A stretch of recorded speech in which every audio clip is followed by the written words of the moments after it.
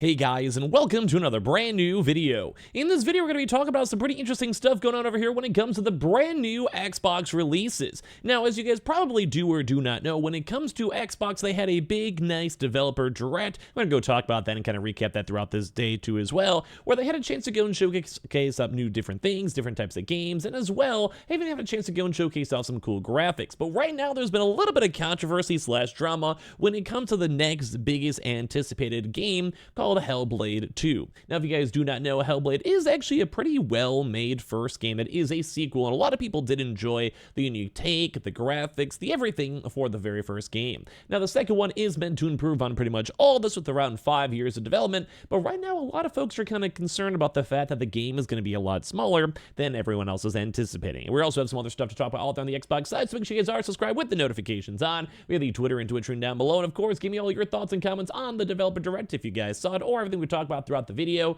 and of course as well for the Hellblade issue. So, as you guys probably can go and tell, we've been talking about this a little decent bit, and right now it's been making the media swarm. Where right now, the Xbox basically had a chance to go and confirm that Sona Saga Hellblade 2, which is probably one of the more anticipated Xbox titles throughout this year, will be releasing on two very intriguing parts. Number one is it's going to be a digital-only release. So you can only go and download the game or stream the game, and I do believe the game will be on Game Pass, which is also a nice win. This is probably going to be a perfect game with all the stuff we're going to be discussing over here to be on Game Pass. But as well, because it's going to be a digital-only release, and also a somewhat smaller release too as well, in theory, based on the size of the game, etc., it will only be a $50 release. Now, I'm going to go and first and foremost go and say high level, I like Xbox for this. Like, if you have a smaller game in terms of hours, like let's say a game's meant to be like a 6-hour game. I don't always want to spend $70 or even $60 on a 6-hour game. The ratio is rough. It's like $10 an hour for entertainment, which I can pay if it's like, say, a movie or like an experience. Like, I don't mind. Like, it's okay. But when it comes to games, you usually want to have the value be a little bit higher. Like, think like Spider-Man. That's like a 20, 25-ish, maybe 30-hour game. And then also side bonus stuff as well. So like the ratio is a bit nicer. Or Starfield is meant to be like hundreds of hours or at least 50 plus, depending on what you do, etc. Now, obviously, a lot of this is also kind of fixed with Game Pass, but the game is meant to be a smaller game.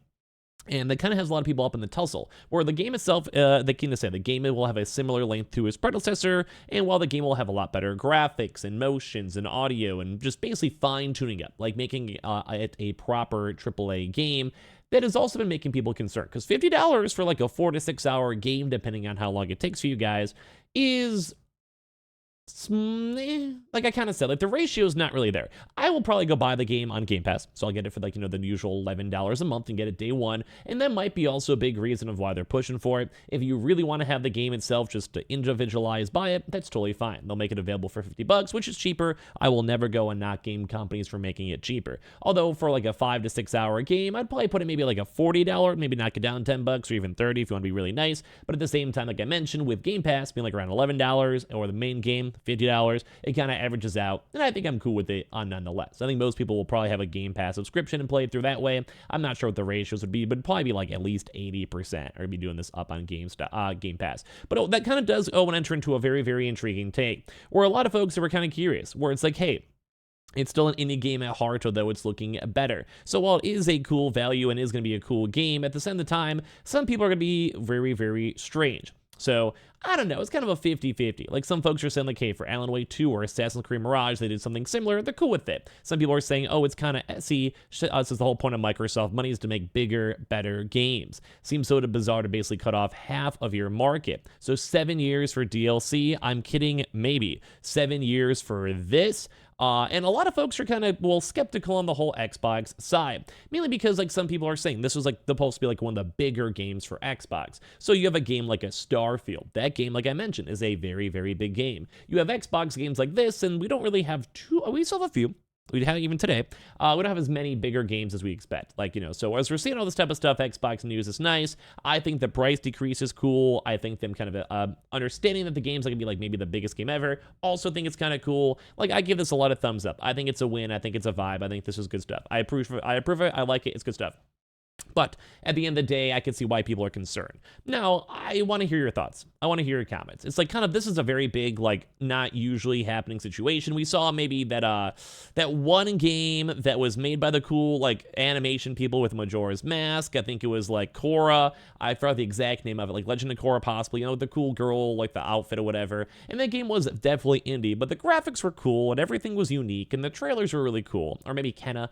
And that game was a very cool PlayStation unique game. It wasn't like a big AAA one, but it was nice. And they also did have the game. It was a full game. It was cheaper, and it was a fun game. I enjoyed it. So I'd probably put that in the same saga of this, where both PlayStation and Xbox, and maybe Nintendo, will sometimes have these mid-tier, almost like AA, technically AAA, because it's Xbox Studio, but you know what I mean? Like it's AAA, but indie. And they try to have that middle ground. And I think that's okay to have a slightly cheaper game with a slightly less long playtime that's also still an enjoyable experience. And that's why I think a lot of folks are kind of 50-50, because some people want a bigger game, some people want that Xbox craziness. And of course, if you don't have that many games throughout the year, you want to have those games last longer. A like 5-hour playthrough is like one day, maybe like 2 or 3 if you kind of take a little bit longer. Most people are not usually playing a game for like less than an hour in a play session, so like 3 days a weekend or whatever for a somewhat anticipated game. Now, I do think the game has cool potential. I think there is cool stuff with it. I'm not against it. I want to hear your thoughts and comments and all the drama down below. Now, we also did have the Xbox Developer Direct, as we mentioned, with some of the stuff coming out over here too, where Indiana Jones and a few other various games are now coming on out. So Indiana Jones and the Great Circle has been revealed. So Wolfenstein developer Machine Games and Bethesda Softworks revealed their new game based on Indiana Jones franchise, an original adventure called Indiana Jones and the Great Circle. Set between the events of Raiders of the Lost Ark and The Last Crusade, the Great Circle will set Indy on a globe-trotting adventure too as well. So we do have this game coming out pretty soon. It will be on Windows, PS, on Xbox, and it will also be a day one Game Pass person. One big thing is Obsidian showed off Avowed.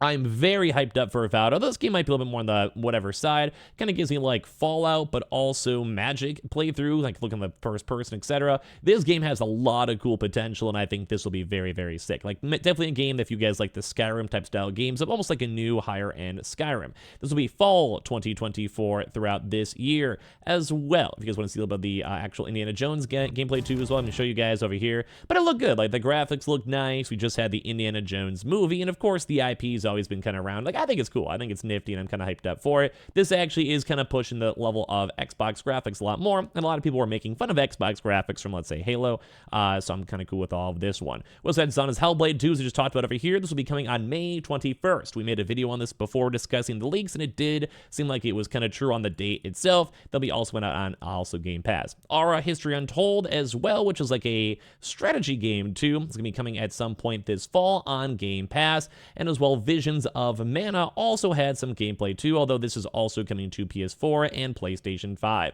This one's for all the weebs out there in case you guys are curious on everything else in between. So today's been kind of an intriguing day when it comes to everything. When it comes to the brand new games coming over here, I gave you guys a little bit more Indiana Jones as we kind of wind down the video, but it's very intriguing to go and see all these new upcoming games. Nothing super special in terms of shadow drops, and of course there is a little bit of that skeptical like longevity, but I do like seeing the fact that we're seeing a few more RPGs on Xbox, like this. This is a role-playing game as Indiana Jones. I like it. Story-based games, kind of what PlayStation does well, so why not try some on Xbox's side? Same thing too as well with the strategy games as well, just slightly off the initial PlayStation-ness and kind of give them something a little special. And of course too, when it comes to games like Avowed, makes sense. We have Bethesda, we have a lot of those play people that like the Fallout games or Starfield or Skyrim games. They're now on the Xbox community, so why not go and utilize them and enjoy them in all the games we have? So I think it's kind of a cool thing. Like I think Xbox had a really good day all throughout today for all the games that had a chance to showcase. I want to hear all your thoughts and comments on everything with the drama, everything else, all linked down below. I appreciate you guys all for watching. I appreciate you guys for existing. We have the Twitter and Twitch down below.